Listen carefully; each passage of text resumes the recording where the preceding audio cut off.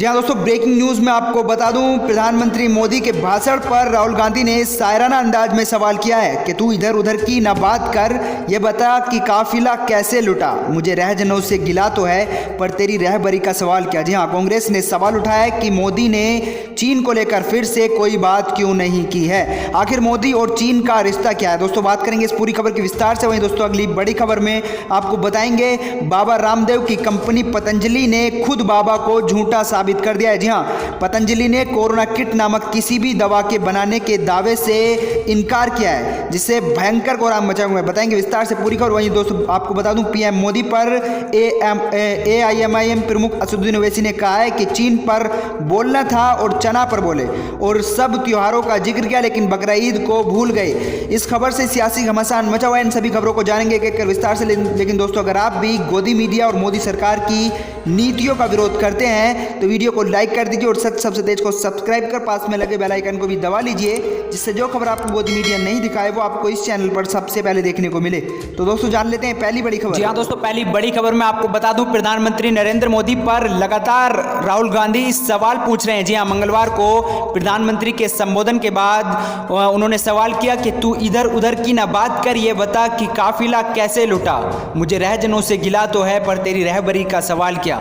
जी हाँ, कांग्रेस ने सवाल उठाया कि मोदी आखिर चीन को लेकर खामोश क्यों हैं, कोरोना पर कोई बड़ा फैसला क्यों नहीं ले रहे हैं। लेकिन राहुल अपनी बात पर अड़ रहे हैं और फिर दोहराया कि सरकार हर गरीब के खाते में 7500 रुपये 6 महीने तक डाले, ताकि देश की अर्थव्यवस्था को फिर से पटरी पर लाया जा सके। जी हाँ दोस्तों, अगर आप भी चाहते हैं कि हर गरीब को 7500 रुपये सरकार दे तो कमेंट में जरूर बताएं।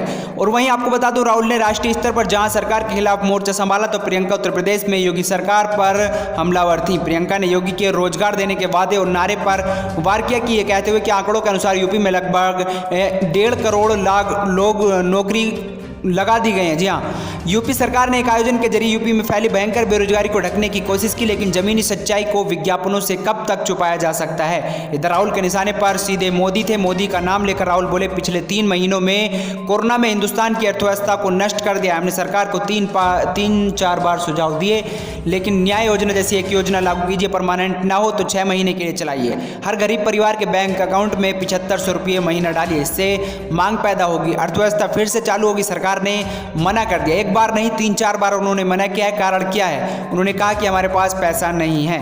सरकार ने लाखों करोड़ रुपए 15 सबसे अमीरों का टैक्स माफ किया था और पिछले 3 महीनों में सरकार ने पेट्रोल और डीजल के दाम बढ़ाए। 22 बार उन्होंने पेट्रोल और डीजल के दाम बढ़ाकर 3 लाख करोड़ रुपए सरकार के पास हैं, लेकिन यह कहना सही नहीं कि सरकार के पास पैसा नहीं है। राहुल ने चीन मुद्दे को उठाने के भी कोई कोताही नहीं दिखाई और सरकार से सीधा सवाल पूछा कि नरेंद्र मोदी का नाम लेकर कि चीन ने हिंदुस्तान की पवित्र जमीन छीनी है। हम सब जानते हैं कि चीन लद्दाख में 4 जगह अंदर बैठा हुआ है। मोदी जी, आप देश को बताइए कि चीन की फौज को आप हिंदुस्तान से कब निकालेंगे और कैसे निकालेंगे। दोस्तों आप इस खबर के बारे में क्या कहना चाहते हैं, कमेंट में जरूर बताएं। वहीं दोस्तों देख लेते हैं अगली बड़ी खबर। दोस्तों आपको बता दूं, कोरोनिल दवाई के निर्माण पर जारी नोटिस के जवाब में योग गुरु बाबा रामदेव की पतंजलि आयुर्वेद लिमिटेड ने कहा है कि कंपनी ने इस प्रक्रिया में किसी कानून का उल्लंघन नहीं किया है। कंपनी ने कोरोना किट नामक किसी भी दवा का उत्पादन करने और उसे घातक वायरस के खिलाफ उपचार के रूप में प्रसारित करने से भी इनकार किया है।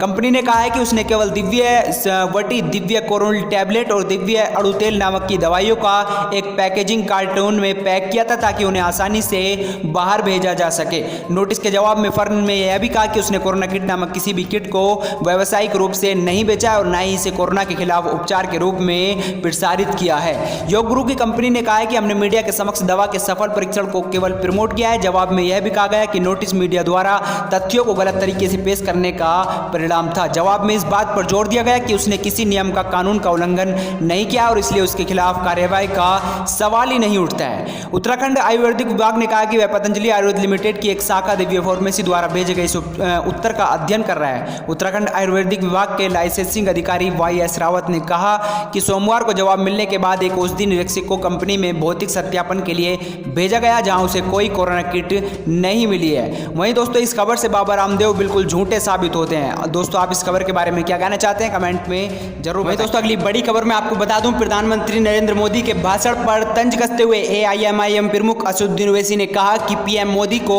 चीन पर बोलना था, लेकिन वो चना पर बोलकर चले गए। इसके साथ ही ओवैसी ने कहा कि हालांकि आपके द्वारा बिना योजना के लॉकडाउन लगाए जाने की वजह से आज के समय में चना भी बेहद जरूरी है।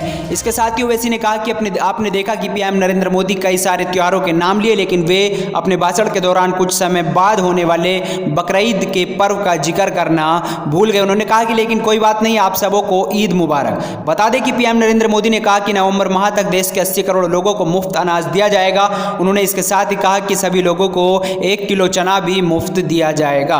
प्रधानमंत्री नरेंद्र मोदी ने राष्ट्र के नाम संबोधन में एक महत्वपूर्ण ऐलान किया। PM मोदी ने प्रधानमंत्री गरीब कल्याण योजना का विस्तार अब दिवाली और छठ पूजा तक यानी नवंबर महीने तक आखिर तक दिया है। इस दौरान 80 करोड़ गरीब लोगों को महीने में 5 किलो गेहूं और 5 किलो चावल मुफ्त दिया जाएगा। साथ ही 1 किलो चना भी मुफ्त दिया जाएगा, ऐसा उन्होंने अपने भाषण में कहा था। वहीं कांग्रेस ने सवाल उठाया कि मोदी चीन को लेकर खामोश क्यों हैं, कोरोना पर कोई बड़ा फैसला क्यों नहीं ले रहे हैं। लेकिन राहुल अपनी बात पढ़े हैं, फिर भी दोहराया कि सरकार हर गरीब के खाते में 7500 रुपये 6 महीने तक डाले ताकि देश की अर्थव्यवस्था को फिर से पटरी पर लाया जा सके। दोस्तों आप इन सभी खबरों के बारे में क्या कहना चाहते हैं कमेंट में जरूर बताएं।